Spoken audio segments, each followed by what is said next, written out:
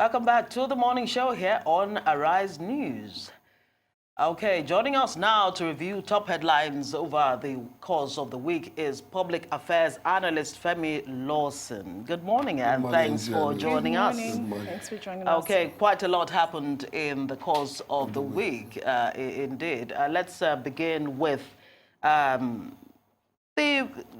one that looked seemingly good in the eyes of so many people.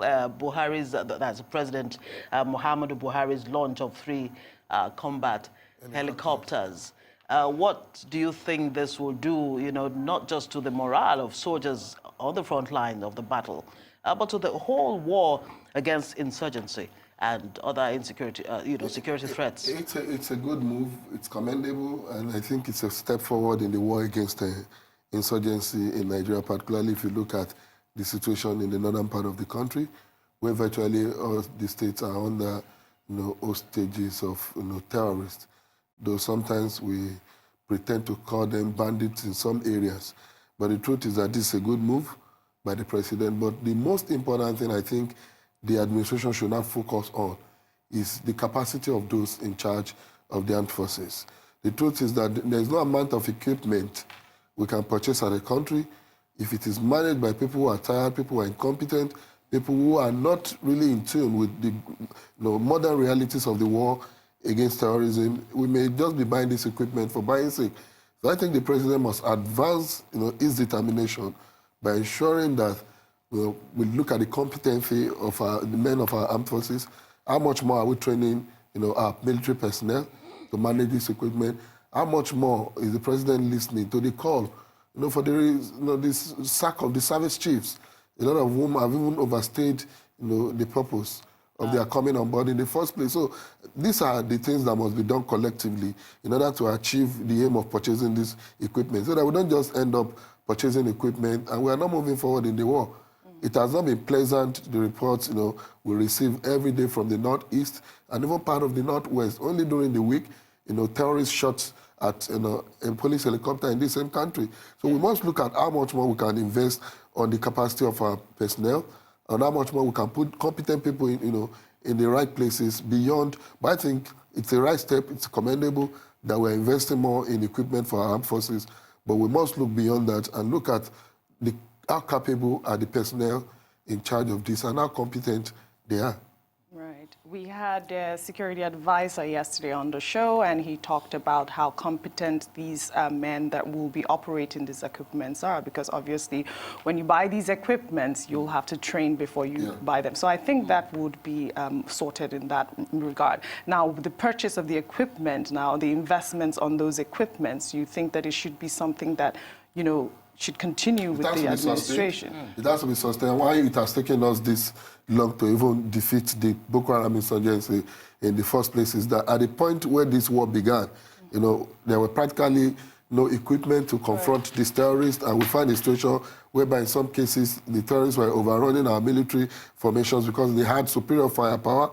But it's good that now we are beginning to have, more capacity to defeat them in terms of equipment, in terms of the commitment of men of our armed forces, which you must commend at all times. If you look at the sacrifices of our army, particularly in that region of the country where the Boko Haram war is on, you understand that they have given a lot to this war.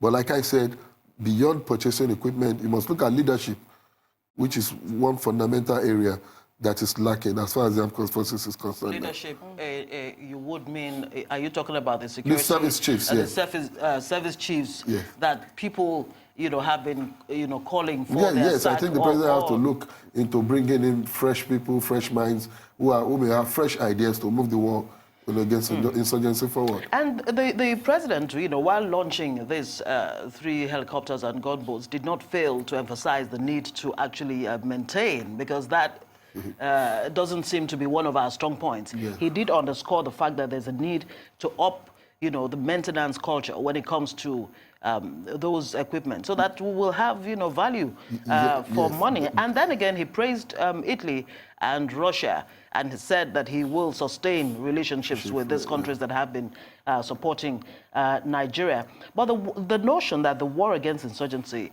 is a success, do you agree with that? I fundamentally disagree. especially, for those of us who do not only read about the war, in the media. We have families, we have relatives, not only serving in the army, we have relatives resident in this part of the country where the war is on, and we can clearly say that it's not yet Uhuru at all, because if you look at the situation in states like Borno, Yobe today, they are so frightening and alarming. And we cannot begin to say we have defeated these insurgents when, as at today, you can virtually drive anywhere after 7 p.m. in this part of the country. There are places you can't even go out as early as 7 a.m. in this part of the country. So we cannot say we have defeated. Of course, the government has invested a lot and is still doing much more. But the truth is that it is not yet over, because these insurgents are as emboldened as they have always been. And the spread is what should also concern us from what actually was a Borno state issue became practically a northeast issue. Right. And today other parts of the country, go to the middle belt part of the country, Niger State, is battling with, series of insurgent activities today. The same thing in Kaduna State.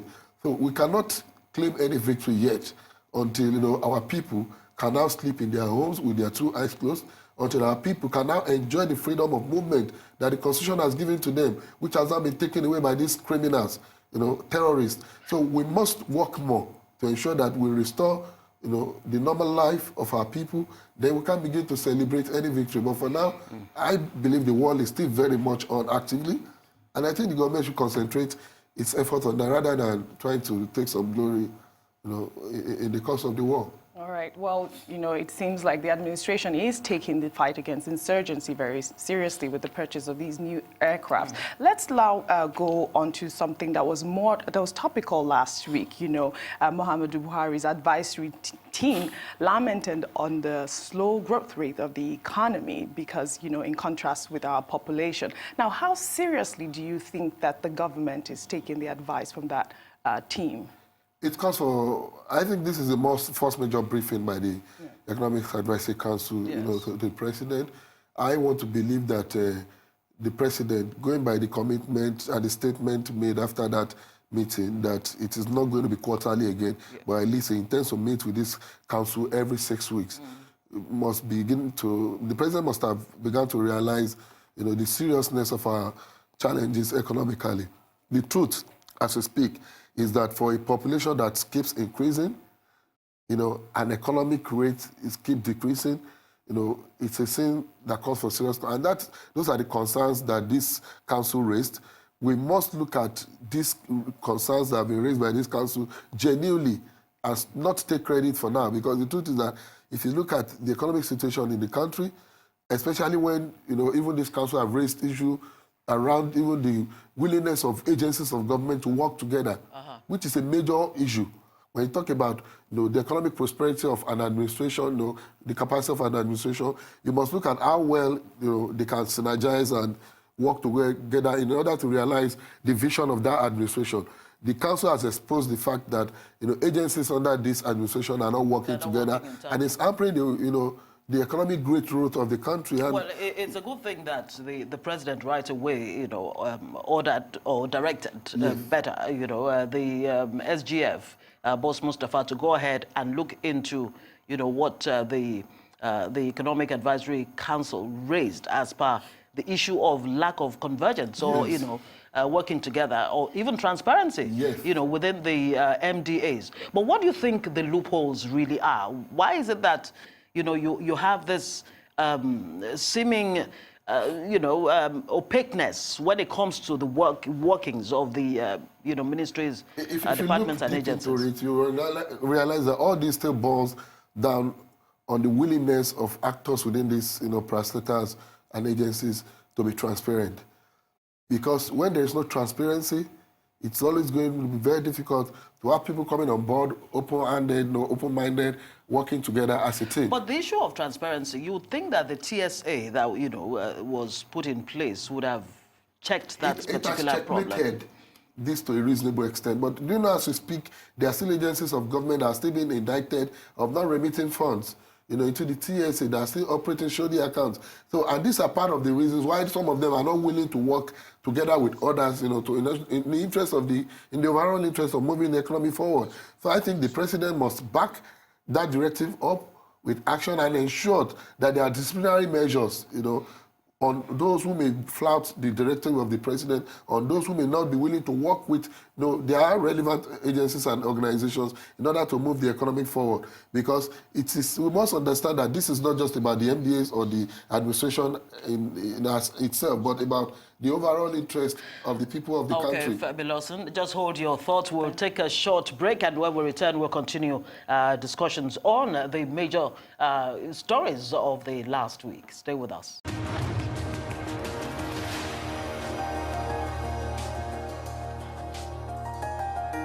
Welcome back to the morning show here on Arise News. We're still in the studios with public affairs analyst Femi Lawson.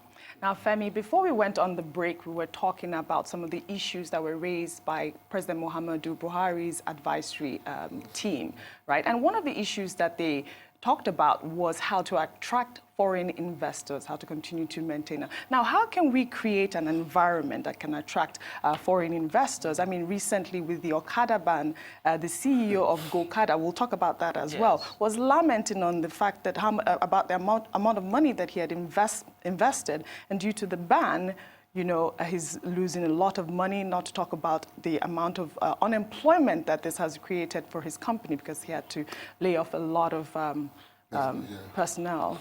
Well, it's attracting foreign investment into a country, there are so many issues connected to it. When you look at our tax policies, when you look at our, the willingness of our government to create the enabling infrastructures, you talk about a country that is still battling to maintain 5,000 megawatts of electricity for a population of nearly 200 million.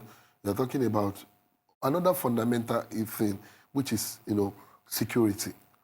So these are core of that. If you also read further the position of that Economic Advisory Council, they also spoke about how much more we're investing in our education. But all these are interwoven. You cannot continue to expect economic prosperity in a system that does not invest in its education, in a system where budgetary allocation to education keep decreasing, in a system where, tomorrow terrorists can just be somewhere firing down on helicopters. So these are fundamental issues of security, education and transparency that has to be addressed in order to move the economy forward. And just like the concerns raised, how much more are we engaging even the investors that are on the ground in order to attract more? Like the example of the GoKada, even though there are certain angles to the decision of the Lagos State government. But I think government must be transparent in its dealing with investors so that we can build more confidence, can build more trust. But it is important that we look deeply into how much we are investing in our infrastructures. We are not continuing to talk about attracting foreign investment. I keep emphasizing on this. If we don't improve on our infrastructures, power sector, the roads, they're very important. Because nobody will bring millions of dollars here only to end up buying diesels to operate such, investment. It's not going to attract, it's not going to attract anybody. Well, let's even look at some of the other recommendations by the Economic Advisory Council. They talked about need to strengthen national statistical agencies. Yes. Very, very important. Yes. Very, very important. Right now, I mean, the number of Nigerians we have here is just open to, is a lot of guesswork. Yes, we're really not sure who is a Nigerian and who is not, and things like that. And of course, the issue of improving education. Then again, the issue of job planning. Let me just, refer to what I have here on my notes. Job planning in training offered by academic institutions. You cannot overemphasize that. And that's taking up back to how much more we are prioritizing our education. And then the issue of policy somersault. Speak to that. Inconsistency is one major bane of our development in this country. Today you find a minister occupying a particular position, running an administration for 4 years, and the next appointment, the other man comes in and alter the entire roadmap that had been laid by. So this culture of not wanting to consolidate in this country has really affected our growth level. It has really impacted negatively on even on our economic growth. And that is why there must be consistency. And in being consistent, I think we have to take much more our laws seriously. Because a lot of times there are violations in the course of trying to, politicize every opportunity we have to, to be in public positions. I think it's very important that we begin to look at how we can also legislate on some of these, policy process in this country in a situation whereby somebody comes in and set an agenda for a particular ministry or for a particular vision for an administration. The next person coming must be mandated by the law to sustain this and improve on it, rather than, we have wasted a lot of our commonwealth on this. When somebody comes in, alter a process that has been on for years, starts its own vision, and that is why it's one of the major reasons why there has not been synergy between these agencies, because everyone is just working its own direction. There's no common vision, and it has really impacted negatively on us, even as a country. So we must look at beyond waiting on directives from president, from governors, how we can also ensure that these are backed by the needed laws, so that everybody who comes into position does not see it as an opportunity to begin to use personal discretions, but rather follow the rule as it has been laid down. Okay, great one there. But let me touch on, something very vital before we move on to the issue of INEC delisting, or deregistering 74, political parties, and the issue of whether INEC actually has the right to do that. The border closure and some of the other policies that government put in place last year to defend the economy and all that. Would you say that, looking back, that those policies actually delivered on their promise? There have been, of course, even some people may not want to agree. I don't think that it has been more impactful as expected, especially when you look at the inflation rate, and if you look at the prices of food, which was one of the major, reasons attached to, the closure of borders, and the fact that, as we speak, we are not increasing the capacity for local production. Well, if we shut the border against, the inflow of some categories of goods and, into the country, how much more have you been able to invest within the period that the borders have been closed to encourage local, production? How much more? We have not, and today, this is why we keep emphasizing on the issue of transparency.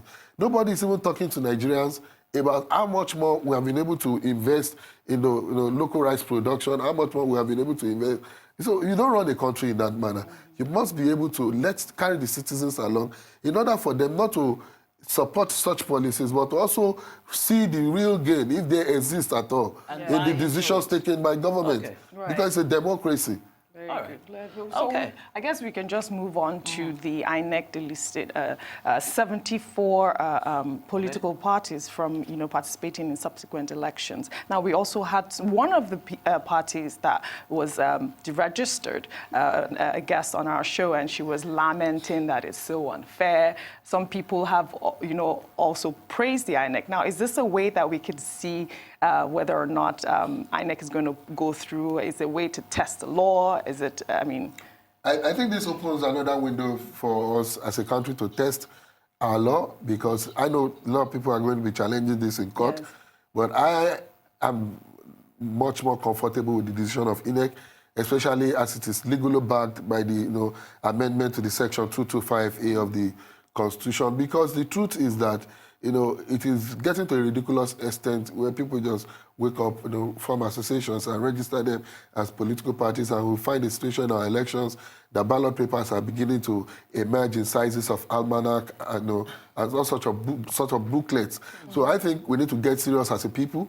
I think in promoting, a multi-party democracy does not necessarily mean we should have this bogus number of political parties, many of whom only exist on their letterhead, no offices, some like one medium described them as portfolio political parties, because we need to get serious, really. And I think INEC decision, I think, is in the right direction. All right, we'll explore more of your thoughts. Let's hear what the INEC chairman, Mahmoud Yaqub, had to say when he announced that delisting or deregistering of 74 political parties. Accordingly, 74 political parties are hereby deregistered. With this development, Nigeria now has 18 registered political parties. The list of the parties will be shared with you at this briefing, and will also be available on our website and social media platforms shortly. Following the conclusion of the 2019 general election, including court-ordered rerun elections arising from litigations, the Commission was able to determine the performance of political parties in the elections. In addition, they were also assessed on the basis of their performance in the area council elections in the Federal Capital Territory, which coincided with the 2019. All right, INEC Chairman Mahmoud Yaqub there, when he announced the deregistration of 74 political parties. But, a lot of people have been reacting to this. Right. IPAC has said that they're going to take them to court, right? I mean, how far do you think I think it's going to be another opportunity to test our law. Yeah. There was a time in this country where INEC refused to register some political organizations, and the NCP, the National Conscience Party of late Chief Gani Fahimi, headed to court, and that got the process of deregulating the registration process. And now NCP is one of the parties that have been deregistered for failing to meet this criteria that have been set now by the Constitution for parties, to be recognized and registered. And I think, like I said, we need to get serious. We need political parties that will exist beyond the letterhead and their briefcases, to those that can actually get people to... Because the duty of political parties, we must understand, is not only to contest elections. But a lot of these political parties actually think they exist to contest elections. Nothing is being done in voters' education. They are not mobilizing citizens. They are not engaging citizens. You don't find the name of some of them until their elections. Right. When they emerge on ballot papers. So these are the issues. But that's another concern from some of the political parties. They said that they had to register very late, and that's not fair on them. But some of them have been existing, for years. Well, the ones that were just deregistered, that's one of the complaints and that's why I said so would you say that INEC should be more vigilant when they are registering political parties? Is very important. Right. We must go deeply into how much, much we verify the capacity of these persons and associations coming up to register as political parties. Well, that's what... And I think INEC has to be fair in whatever decision, is taken at this time. Well, that would depend on whether INEC actually has the capacity. I think we'll leave that for the court to determine. Not just the past, but the capacity. The capacity to uphold this actually decision. Ensure that they cross their T's and dot the I's. Yes. But let's even look at what a very interesting angle that Femi Falana, respected senior advocate of Nigeria, said, that INEC should even go the whole hog. By checking the funding, the source of funding for these parties, including the 18 that have been left. Yes, it should have been primarily part of, the job of INEC, But I think, a lot of times, because of leadership in the past, they have limited their job to conducting elections, and certifying candidates for elections. But I think, as it is now, with the current leadership of INEC, which has quite, done well, Professor Mahmoud Yaqub, I want to say that the INEC has shown more seriousness in ensuring that political parties don't exist for the purpose of elections. We have to leave it there, unfortunately. That's all the time that we have at this point for this.